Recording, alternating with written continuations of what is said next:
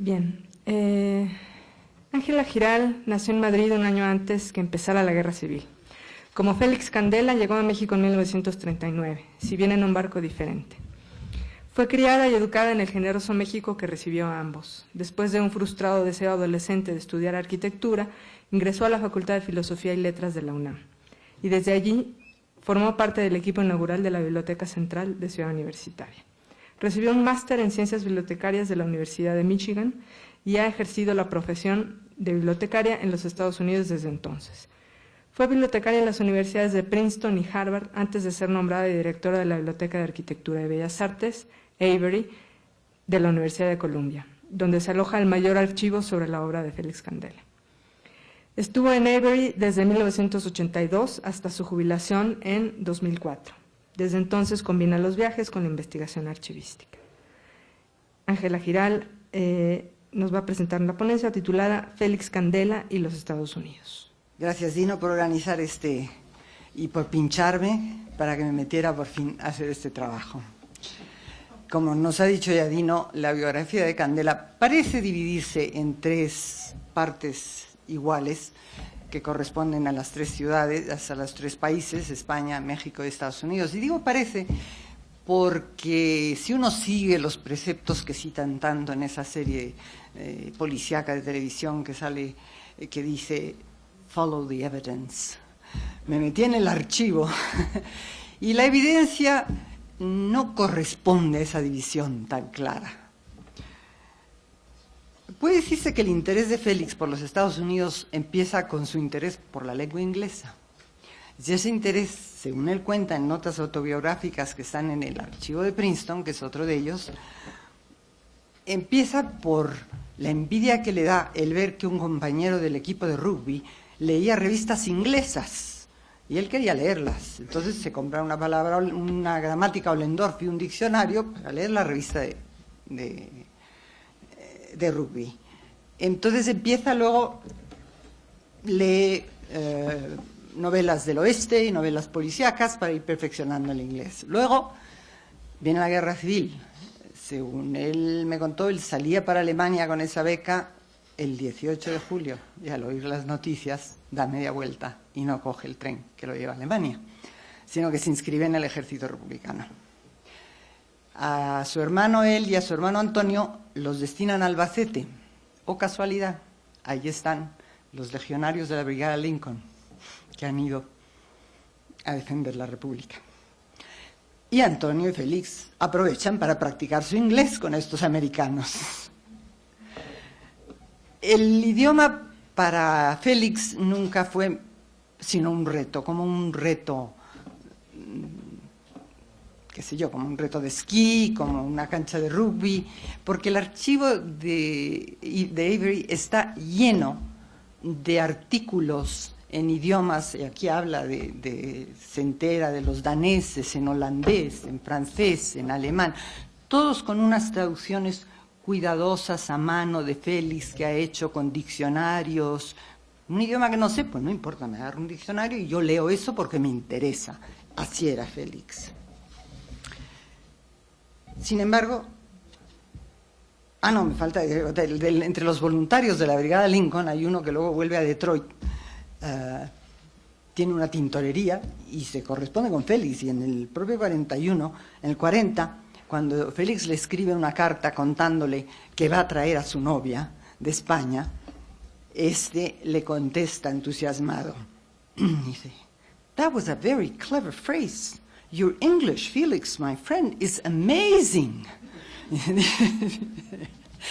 O sea que, pero su oído no debe haber sido tan bueno como su mente.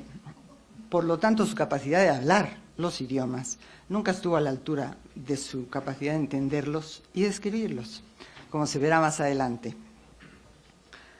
Durante estos años 40, trabaja duramente para irse abriendo camino en México, al mismo tiempo que trae de España primero a Ladis, la que había de ser madre de sus hijos, luego a su madre y hermana, y finalmente a su hermano Antonio, con la mujer y la abuela de la mujer.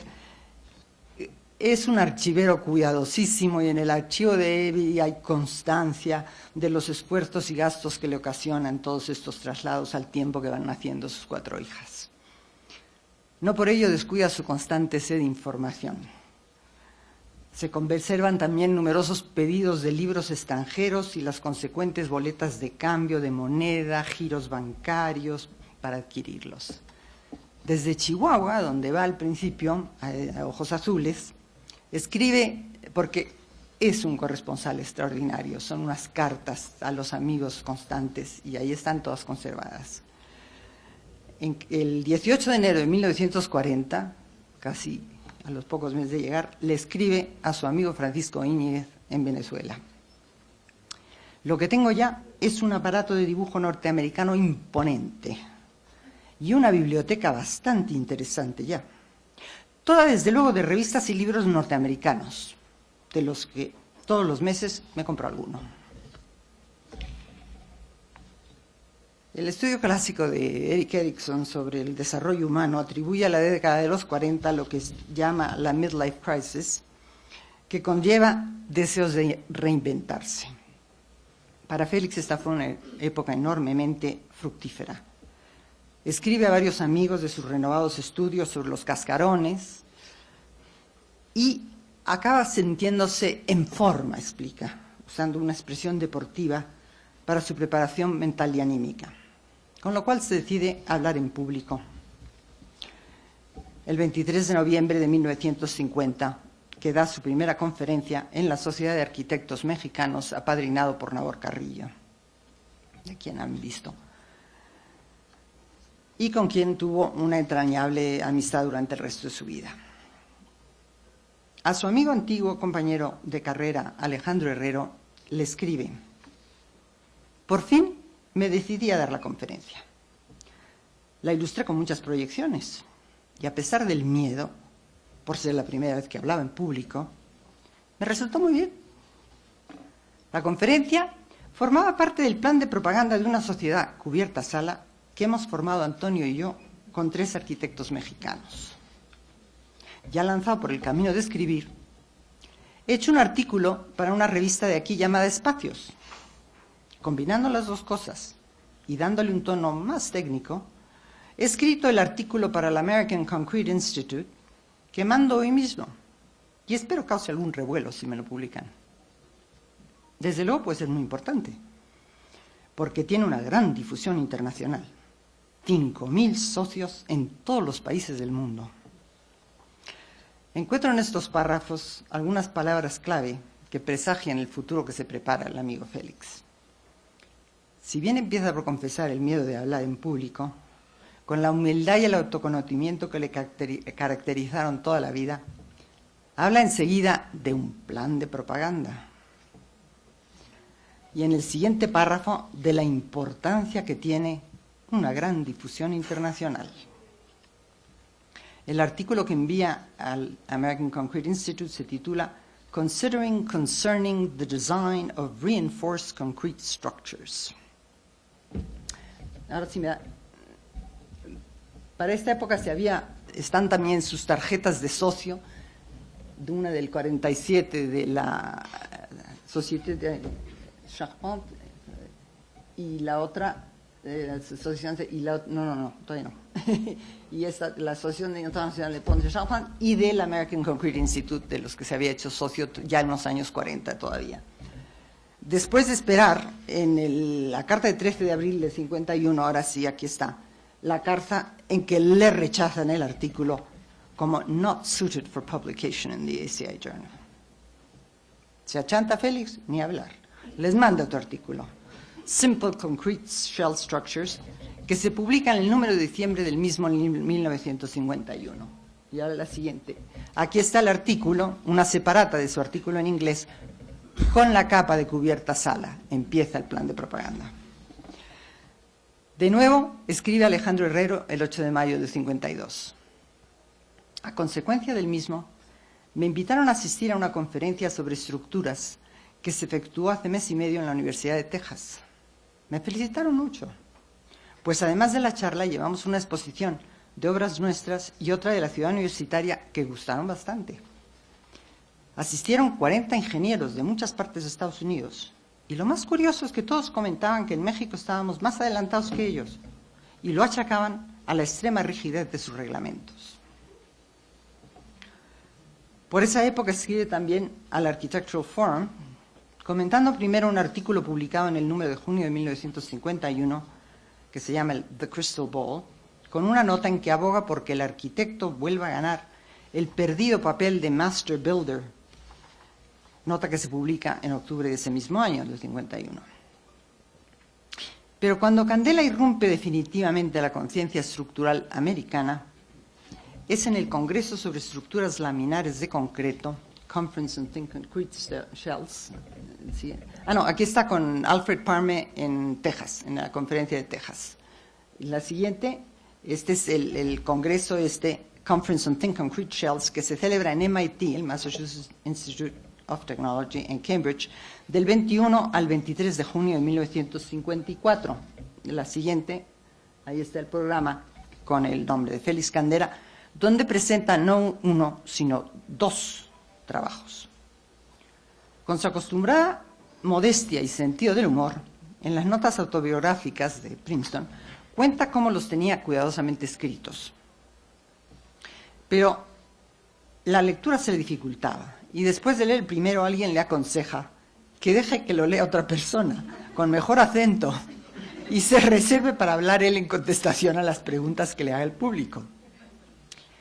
Por hacer algo mientras el otro lee, se pone a escribir las fórmulas en el pizarrón, cosa que dice se le da con facilidad, y los deja impresionados. En la sesión de preguntas alguien comenta que eso no se puede construir, y él dice, bueno, y enseña una foto de una de sus construcciones. Pues yo sí puedo. Total, que escribe: habiendo llegado al MIT, siendo un pobre mexicano sin credenciales, en un par de horas terminé siendo la estrella de la reunión.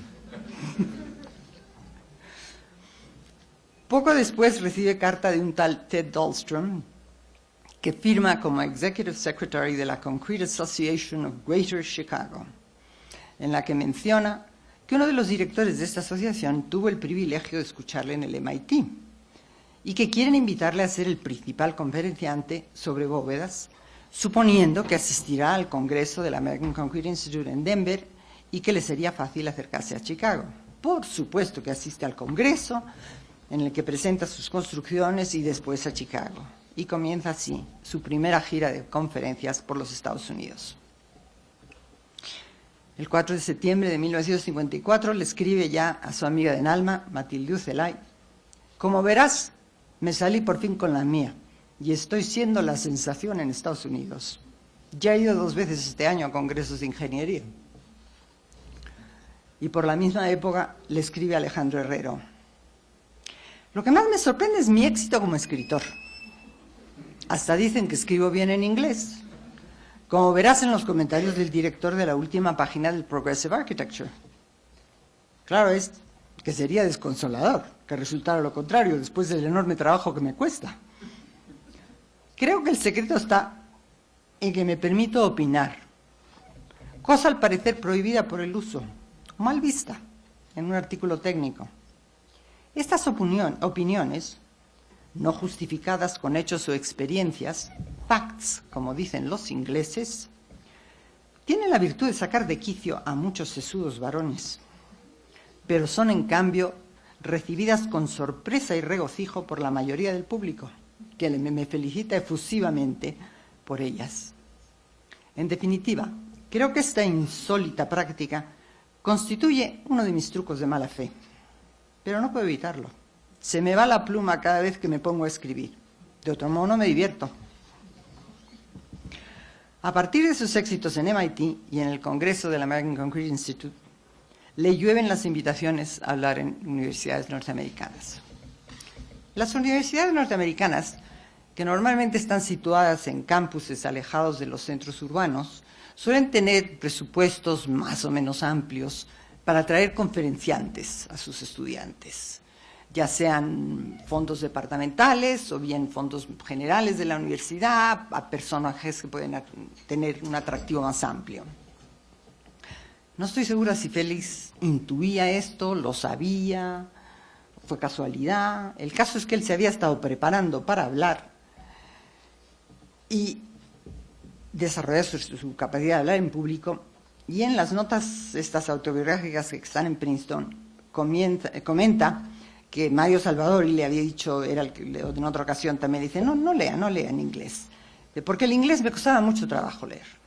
Cometo más faltas que si hablo, que si vas hablando. Yo contaba algo gracioso y si se reían decía, ya los tengo. Durante las décadas que sigue, Félix hace por lo menos un viaje anual a los Estados Unidos, combinando conferencias en diversas universidades con asistencia a congresos y congresillos de agrupaciones profesionales como el American Institute of Architects, el American Concrete Institute, la Pre-Stressed Concrete Association y los diversos capítulos locales y regionales de estas organizaciones.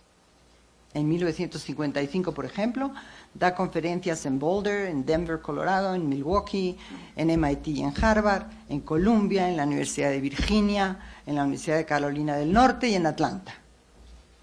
Además de estas giras, en las que pasa 1 o 2 noches en cada sitio, ya empieza a recibir invitaciones de mayor envergadura, como el nombramiento de Jefferson Memorial Professor en la Universidad de Virginia, que recibe en 1966, cátedra de alta categoría, que consiste en un cursillo corto de varias semanas, o el nombramiento como Andrew White Professor at Large de la Universidad de Cornell, 1969, en que estaba obligado a solo ir unas cuantas veces al año. Pero la verdad es que a él le interesa construir fuera de México, donde la mano de obra barata y la holgura de los reglamentos le había permitido experimentar y perfeccionar sus cascarones de hormigón armado. Quiere demostrar que este material podía dar iguales resultados de belleza y economía en otros lugares. En Texas se le presentan varias oportunidades. Por una parte, la Great Southwest Corporation, que con el promotor Angus Wynne a la cabeza desarrolla un parque industrial entre Dallas y Fort Worth, se interesa por los paraguas. En diciembre de 1956, recibe una carta de Richard Colley, arquitecto de Corpus Christi, anunciándole que el encofrado hecho para la Great Southwest Corporation en Denver, Colorado, funciona maravillosamente y por fin vamos a poder empezar a usar tus estructuras aquí. Sigue. Aquí está la prueba del encofrado que hacen en Denver. Y sigue. Este es que la han visto, pero este es el pabellón de entrada o la entrada al parque industrial este que está entre Dallas y Fort Worth. Y les gustan tanto los paraguas que, como ven en la siguiente, plantan un paraguas también delante del restaurante en este campus industrial. Unos días después le anuncia que habrá bastante trabajo con esta Great Southwest Corporation porque han decidido cubrir un almacén de 1,5 millones de pies cuadrados con cascarones. Y en esta misma carta le propone fechas de viaje a Corpus Christi para discutir el proyecto con la compañía de Texas Instruments. Hay otra foto, esta es ya de la construcción de Texas Instruments. Cuando se construía la iglesia de Nuestra Señora de la Medalla Milagrosa, a la que en más de una ocasión se refirió como su obra favorita, escribe en una carta a Carlos de Miguel, que fue compañero de clases y que era entonces editor de la revista Arquitectura: el encargo de una iglesia es el privilegio mayor que puede concederse a un arquitecto, pues no hay otro tema que se preste más a hacer verdadera arquitectura. La iglesia de la Medalla Milagrosa se publica en muchísimas revistas de arquitectura, incluso aparece en la portada de Américas, que es la revista que publica la Organización de Estados Americanos, tanto en inglés como en español. Y Alejandro Herrero le cuenta: me interesa más publicar en los Estados Unidos, porque las cosas tienen mucha más difusión que las que publico en México. Por otra parte, ya me es más fácil escribir, porque tengo en la oficina un muchacho inglés que me corrige los artículos hasta dejarlos de una corrección inusitada en los Estados Unidos. Esto me da una fama de políglota que ya me encargo después de echar por tierra durante mis presentaciones personales. Entre las numerosas peticiones de consultoría que recibe, una de un joven arquitecto de Wisconsin que quiere construir una iglesia con techo alabeado. Asociado con él, construyen la iglesia bautista de St. Edmunds, ¿sí?, en Elm Grove, Wisconsin, que aquí está publicada en Progressive Architecture, en un clima decididamente no tropical, como puede verse en la foto siguiente. Por el éxito de sus iglesias, le hacen miembro honorario de la Church Architectural Guild of America, algo que se puede traducir como gremio de arquitectura eclesiástica en América, que más que un gremio tradicional, es una de esas asociaciones típicamente norteamericanas que reúnen a todos aquellos interesados en la arquitectura eclesiástica, desde ministros protestantes y curas católicos hasta arquitectos, ingenieros y practicantes de otras artes afines. Pero la cita con que le confieren este honor es bonita. His genius has given us new forms and symbols, aiding man's quest for structural expression of the otherness of divinity. Con su genio nos ha dado formas y símbolos nuevos que impulsan la búsqueda del hombre por la expresión estructural del otro, que es la divinidad. Esta misma agrupación le pide que hable en su 25ª reunión, que se celebra en Dallas en abril de 1964, con el tema de Structural Form in the Service of Eloquence Architecture, título que le asignan ellos. También recibe numerosas peticiones de consultoría para la construcción de bóvedas más o menos fantasiosas. Sin embargo, las propuestas para hablar continúan. En Boston di una conferencia en Harvard y 2 en MIT. Estuve con Sepp, que es un personaje entre los arquitectos americanos. Me ofreció que fuera de visitante el año próximo a dar un cursillo de 6 semanas. No sé si me animaré, porque es mucho tiempo fuera de casa. Y aunque me da mucho prestigio, creo inmodestamente que ya no lo necesito. A pesar de no necesitar el prestigio, acaba accediendo a compartir las llamadas Charles Eliot Norton Lectures en Harvard con Buckminster Fuller y Pierluigi Nervi durante el año académico de 1961-62. Es tradición que el texto de estas conferencias, que se suelen dar a lo largo de un año académico, se publiquen en forma de libro que publica la Harvard University Press. Así lo hizo, por ejemplo, Siegfried Gideon con las conferencias que dictó el año 1938-39 y que resultan en su famoso libro sobre Space, Time and Architecture, que es un clásico y se publica en 1941. Según el Harvard Crimson, que era el periódico estudiantil, los títulos de las 3 conferencias que da candela en esta serie son The Paradox of Structuralism, Comments on the Collaboration between Architects and Engineers, y The Creative Process and the Expressiveness of Inner Space. Sin embargo, como confiesa en sus notas autobiográficas, se portó mal y no las publicó, aunque tampoco lo hizo ninguno de los otros 2 participantes en la serie, así que no quedó tan mal. Coincidiendo con el fallecimiento de su mujer en 1963, Félix amplía su órbita a los problemas políticos. Tal vez sea porque, como dice en carta Alejandro Herrero, los amigos de México se habían enterado de su creciente fama y le invitan a hablar en la FUE. El caso es que habla, escribe y publica sobre problemas de orden mundial, como la ecología y sobre el futuro de España. Pero sigue con los ojos puestos en Estados Unidos. A su amigo Eduardo Robles le escribe diciendo: mi proyecto de Providence sigue estancado y esperamos órdenes de seguir adelante, pero estoy arreglando una especie de asociación permanente con mis socios en Nueva York con la idea de lanzarme de modo formal en los Estados Unidos. Por el mismo tiempo, a Manuel Díaz Marta le escribe en los siguientes términos: el joven Richard Prager parece ser buen businessman y cree, y yo también, que podemos sacarle buen jugo a mi nombre. Así es que en abril de 1966 firma un convenio con la compañía constructora Prager Cavanagh Waterbury, con un proyecto de hacer un complejo deportivo en la Universidad de Brown que no llegó a construirse. En una de sus giras de conferencias se había encontrado de nuevo con una mujer que había conocido cuando era joven estudiante en Berkeley. y a los pocos años, en 1977, contrae nuevo matrimonio con la arquitecta norteamericana Dorothy Davis. Establecen una residencia en Nueva York que les conviene para los proyectos de Brown e intentan montar un taller en México.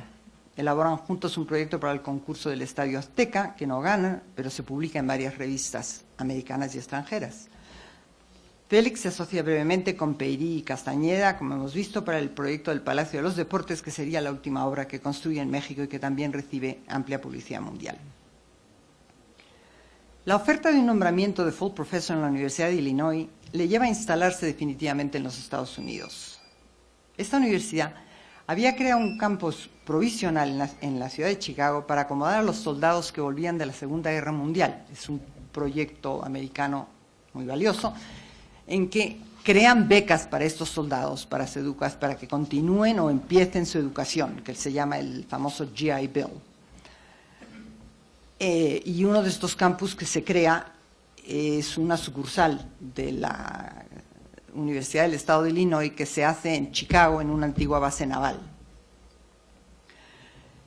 Pero ya para los años 60, ese campus había crecido y se amplía con la creación de varios programas graduados, uno de los cuales es el de arquitectura, que se crea dentro de un nuevo College of Architecture and Art, del que nombran decano a su antiguo amigo Leonard Curry.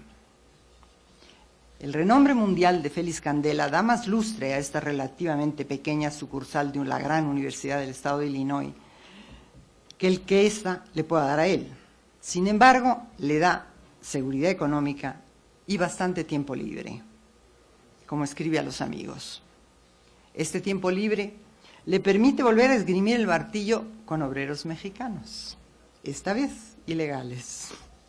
Después de renovar un apartamento en Nueva York para el expresidente mexicano Miguel Alemán, Dorothy se compra un grupo de casas desvencijadas en el centro de Chicago y los dos se dedican a arreglarlas una a una con ayuda de estos obreros que se presentan en casa en gran número a buscar trabajo. Según las van arreglando, viven en unas, alquilan otras y acaban vendiéndolas con gran ventaja después de conseguir que se incluyan en el registro de propiedades históricas de la ciudad de Chicago.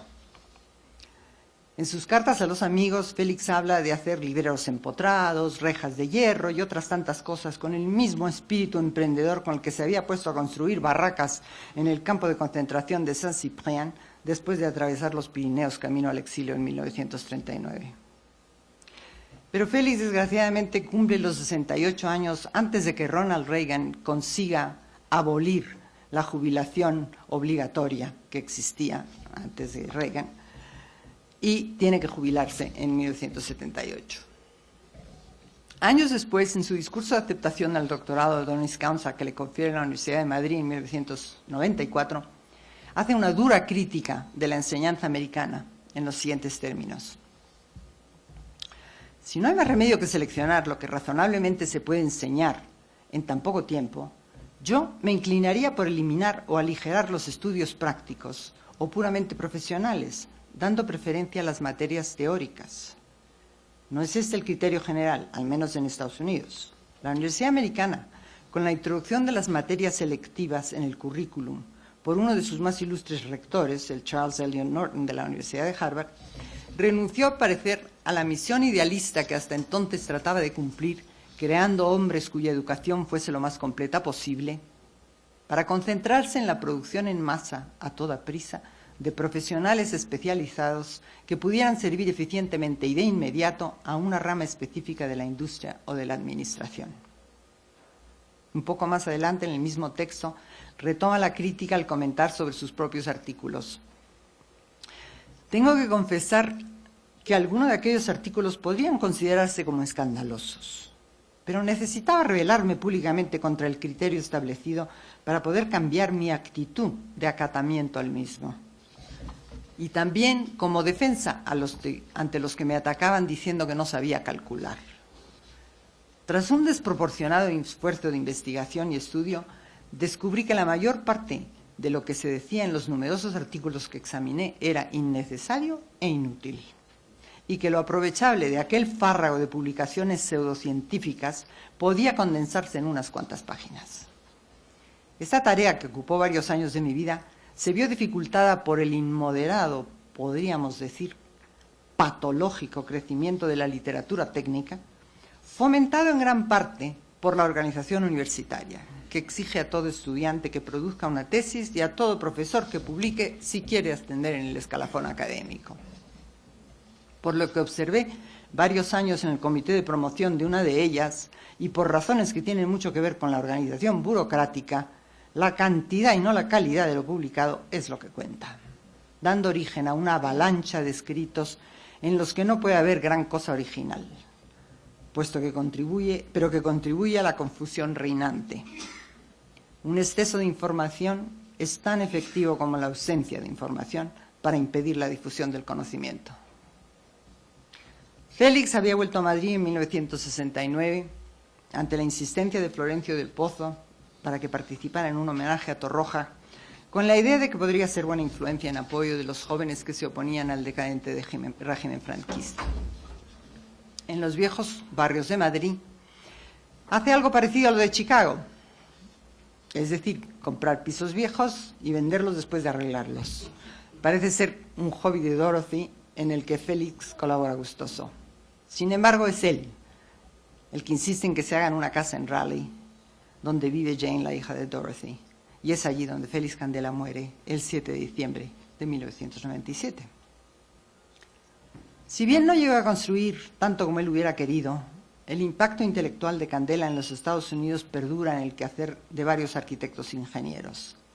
Entre ellos está este grupo en la Ohio State University, otro en la Catholic State, en cuya foto se ve a Salah Said, ese del centro, quien invitara a Félix a colaborar en proyectos para países árabes de sus últimos años en los que no he hablado. Dos de estos muchachos, Terence Riley, que para entonces era director de la sección de Arquitectura y Diseño del Museo de Arte Moderno de Nueva York, y Guy Nordenson, profesor de ingeniería tanto en Princeton como en MIT, organizan una serie de conferencias que llaman Candela Lectures, patrocinadas por el Museo de Arte Moderno y los departamentos de arquitectura de las universidades de Princeton y Nueva York, y la Structural Engineers Association de Nueva York. Estas conferencias se dieron anualmente entre 1998 y 2005 y han sido publicadas como Seven Structural Engineers, The Félix Candela Lectures, por el Museo de Arte Moderno en 2008. Esa es una mala foto de la portada. Tanto en sus notas autobiográficas como en sus entrevistas, Félix dijo a menudo, con su característica modestia, que siempre había tenido suerte. Tuvo suerte en el campo de concentración, que le permitió utilizar su preparación para construir barracas en aquel cacho de playa rodeada de alambre de púas, donde le estuvieron detenidos, guardados por soldados senegaleses. Tuvo suerte al salir del campo porque alguien desconocido puso su nombre en la lista para ir a México, como la tuvo en este país, que no solo le recibió con los mismos brazos abiertos que a sus compatriotas, sino al que llegó en un momento en que el desarrollo del país fue campo fértil para el desarrollo de su arquitectura. Suerte que la UNESCO montara una biblioteca científica y técnica para que Félix pudiera reunir artículos de todo el mundo en el momento que se sintió con ánimos de reanudar sus estudios sobre cubiertas alabeadas. Pero es bien sabido que a veces uno hace su propia suerte. Y como hemos visto, su relación con los Estados Unidos no fue precisamente resultado del azar, sino del empuje pertinaz de Félix. Cuando se sintió en forma y quiso que el mundo conociera su obra y sus ideas, quiso hacerlo en el idioma y en el país donde encontraría la mayor capacidad de difusión. Y así lo hizo. Entró de frente en las publicaciones norteamericanas y por ahí a los congresos y a las universidades. Tal vez fuera la suerte la que hiciera que cuando, dadas las dificultades de construir en los Estados Unidos, le vendría bien un sueldo fijo, su amigo Leonard Curry fuera decano de un incipiente programa graduado y le ofreciera una cátedra. Y suerte que a Dorothy se le diera bien lo de comprar y vender casas después de arreglarlas. En su discurso de Madrid termina diciendo: la fama y el reconocimiento mundiales que disfruté durante tantos años se han ido desvaneciendo y voy descubriendo y apreciando la paz que el olvido me proporciona, con la ilusión de haber hecho quizás algo trascendente. No cabe duda que este congreso que ha organizado Dino da prueba de que no ha sido olvidado. Y el paso de Félix por Estados Unidos fue sin lugar a duda trascendente. Y aquí está el último ejemplo. Se me quedó en el tintero la linda foto del paraboloide hiperbólico que acaba de construir Diller, Scofidio y Renfro en pleno Lincoln Center, en el meollo de Nueva York. Un precioso restaurante con la cubierta de pasto, donde se sienta la gente, que es maravilloso. Ok. ¿De dónde tuviste la información que Dorothy había estado en el proyecto del Estadio Azteca? Porque, no sé, Tonda dirá, pero hasta donde yo sabía, trabajaron casi 2 años en ese proyecto en cubierta sala y Dorothy no participó en eso. Por eso tenía curiosidad. Creo que lo cuenta él en las notas biográficas. Decide darle crédito. Ciertamente que yo no recuerdo a Dorothy ni Tonda tampoco cuando se hizo el proyecto del estadio, que fue un proyecto que le pagaron pero que ni siquiera lo recogieron para evaluarlo. Y además, cuando estábamos allí, había un espía que nos mandaba Ramírez Vázquez, que se llevaba las soluciones que daba Candela a la estructura y se las fusilaba. Ok. Y yo no recuerdo que Dorothy estuviera allí, la traté después. Lo saqué de sus notas. Sí, desde luego que el proyecto del Estadio Azteca se desarrolló allí durante unos 3 meses, al frente del cual estaba un arquitecto, se llamaba Luis Laguet, y allí se consumó ese proyecto. Yo no sé nada más que eso. Ok. Porque sí, pero no sé, y desde luego que era mucho antes de, sí, incluso antes de que se muriera Ladi. Sí. O sea que no puedo darles mucha información sobre eso. I stand corrected, como se dice. Probablemente se refiriera o se haya confundido con el proyecto que hizo para el Estadio Santiago Bernabéu, que fue posterior. Ah, bueno, es el de España, claro. En España, sí, pero, en España. pero sí es un poco raro porque no el proyecto del Estadio Azteca, el concurso, sí me parece que es hacia el 60. Creo que sí es después de que muere el Adi, porque creo que es hacia el 65 o 66, pero... Ah, ese es el 61. Ah, bueno. Claro. No, desde luego, ni hablar. No, bueno, a lo mejor puede sí que haya una confusión con el del Bernabéu, sí, porque lo del Bernabéu sí que participa ella, claro. Bueno, lo saqué de las notas, pero a lo mejor la que se equivocó fui yo. Yo quiero comentar que un texto de Ángela Giral acaba de ser publicado en el número 23 de la revista Bitácora, que dedicó una buena parte, un dossier Candela, sí, y luego les vamos a hacer llegar a los participantes en el Congreso la revista. Sí. Pues muchas gracias, Ángela, excelente. Okay. Nada.